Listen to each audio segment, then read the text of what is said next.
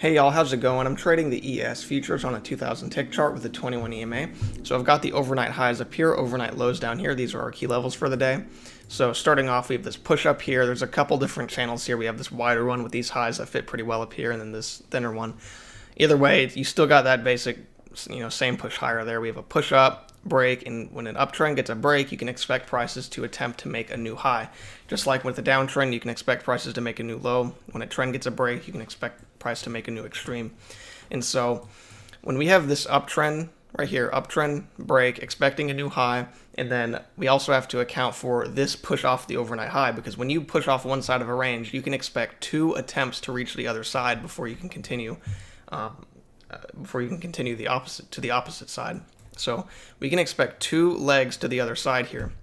So that actually has to do with this trade here, because we have this first attempt down, and then we have two attempts to make that second leg, and it fails, which forms this failed second entry. We can see first entry short, second entry short, failure.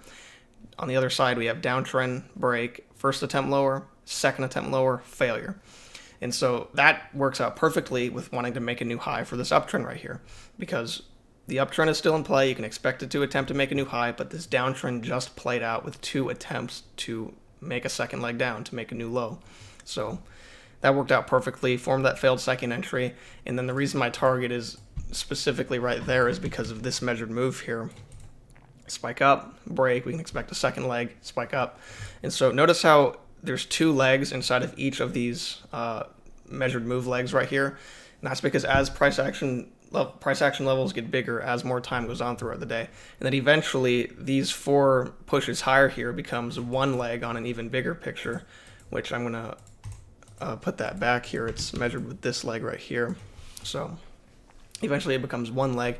So that's price action levels. Price action levels get bigger as more time goes on. You got to watch out for that. So we push up, we retest the overnight high, we push off of it, we start getting a little bit congested. We get this first entry long, second entry long. It's not off of anything at this point. I don't have that there until after it pushes up higher here and confirms that level. But it gets really sideways. I'd want to see, a deeper second entry if I want to go long when it's, not necessarily a great looking setup here. The context isn't good either, because you just came off the overnight high. You can expect prices to reach the other side. So when you get a second leg down like that, it's that weak, and then it's also getting choppy and sideways, there's really no reason to enter long there. So we push up here, and we kind of get this double bottom here, and it's pretty easy to see that we're starting to go into some kind of range here. We push up again, we push back below. There's no clear entry on the way down there. No good signal bars. It just goes down. So then we break out of that range right there. We find resistance right here. It's not quite a double bottom with this, but it's nearly a double bottom. But I didn't get this larger range until after we confirmed it right here. That's when I got it at this exact level. So we broke out to here. We push up. There's really no reason to go long right here, and then we retest that range right there with one leg. It's just one first entry. No reason to enter short. And then we get this higher low right here, which is not off of anything. Still no reason to enter it. I really don't like anything in this area right here. So we push up, we retest the overnight high again. And so at this point, we actually have 1, 2, 3, 4, 5 bounces off that same level. And then ever since trying to reverse from here, we have this triple test, which is forming this smaller range right here. So even though you've got 5 bounces there, I can still see this as a triple test. So anyway, and it's closing out of the STT.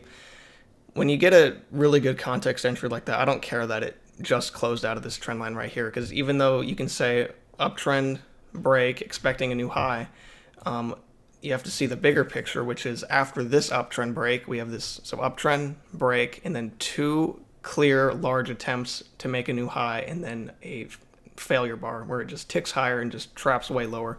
So even though this uptrend just only has a break and no new high, this entire uptrend is the second attempt at a new high for this larger entry. So uptrend, break, first attempt higher, second attempt higher, failure.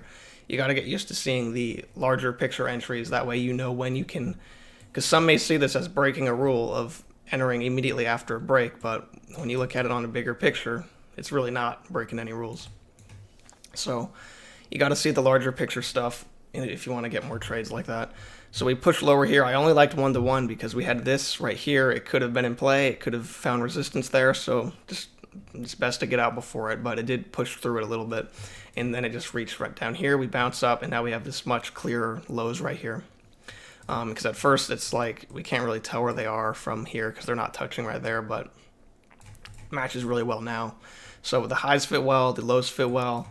We bounce up, we have these 2 legs up. It's not off of anything because obviously this trend line wasn't there. This trend line was formed from those 2 swings. So second entry, not off of any sort of resistance or anything, so there's no reason to enter on it.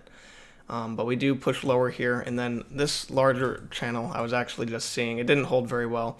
I was just seeing how it was going to hold. It hasn't held very well so far. Let me get it exact.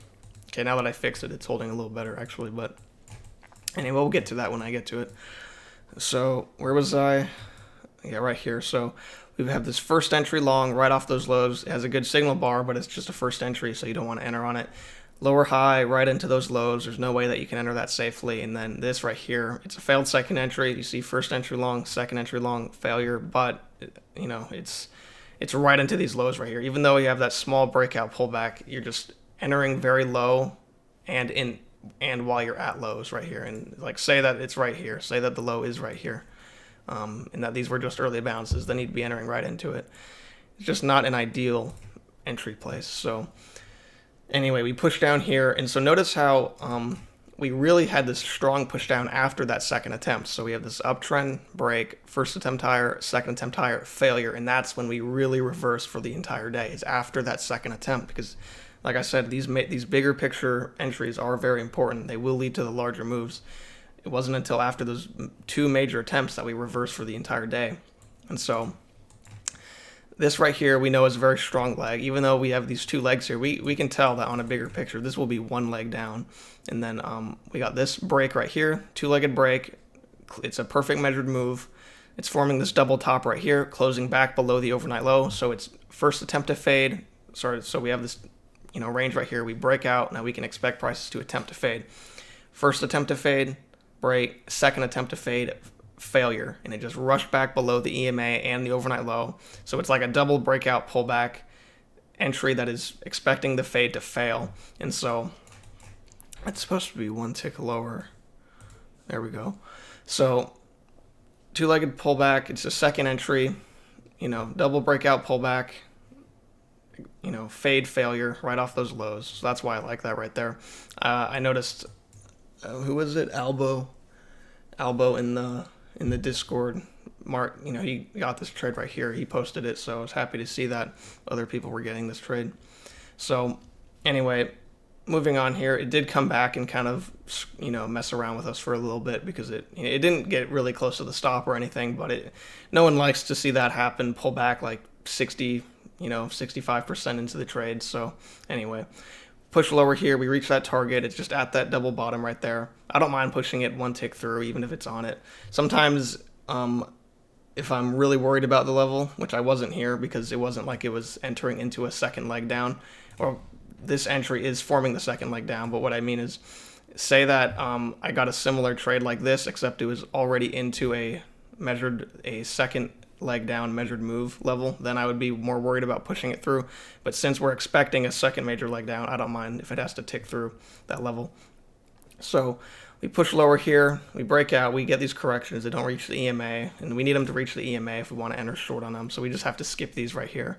And then finally, we reach a measured move around here, and then we push a little bit lower, and then we have this reversal pattern, which it's not a perfect reversal pattern. We get this first entry short, second entry short, and then it closes below the EMA for a couple bars, and then we're clearly reject the EMA there. And then at this point, I'm not going to take this trade because, if this entry had more room, like if we were entering more pullback into this level here, like say we spiked up higher and then got like a clear entry down here where there's more room instead of just entering right into the highs, then I would like it. But considering how strongly bearish it's been, and then we don't get a perfect, cookie cutter setup there, I'm not going to take that.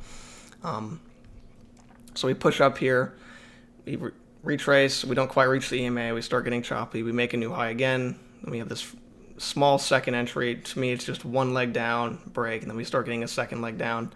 It's getting choppy here. You want to stay with the bias, looking for shorts. There's really nothing to take. We get this breakout pullback here, but then it's, horrible signal bar. It's closing up halfway, and also it's just a first entry on that breakout pullback anyway, so there's no reason to take that there. And here we get this, you can see, it's kind of hard to see, but you can see how we have this push down, break, first attempt lower, second attempt lower. So some may view this as a big picture failed second entry, but it's getting really choppy. It's completely sideways at that point, and you'd be entering into that resistance. So I see no good reason to enter short right there. And then here we pull back. We just shoot above the EMA with this one leg up. We push back down. There's no reason to enter short right there. It's not off of anything, and if you want to say it's off of this resistance right here, there's no room to the other side without having to push it far through. Notice how if I draw this here, you'll push it quite a bit through, but that's not even the point. The point is it's just a first entry with just one leg back. You need two legs back. Just one leg back with no room, and that's not even a significant level to bounce off of. So, but it does have quite a big move down. We move back up. There's just really no way to get in on this stuff. And then we get this right here. Let me adjust that. Uptrend, break, new high, and then we get this bearish bar trapping. It's getting quite choppy in this area right here. It looks like we're going into a range right here. So we're going into this range. We push lower. Maybe we can get some kind of failed second entry down, because what I was thinking was, because we have this measured move in play right here, and so I actually wrote in the site already that it might have a few attempts to break out, assuming it doesn't break out immediately and just invalidate this downtrend. It might just break out immediately, but since we have this resistance in play, it could have a few attempts before being successful, which could offer a good failure entry. So if we can get out of this chop and get a good failed second entry, then that would be a nice looking short, because it's just not unsurprising that we're getting multiple attempts to break out, with this uptrend being in play instead of it just holding really cleanly. So anyway, that's probably going to do it for this video. Hope it helped in some way, and I'll see you all next time.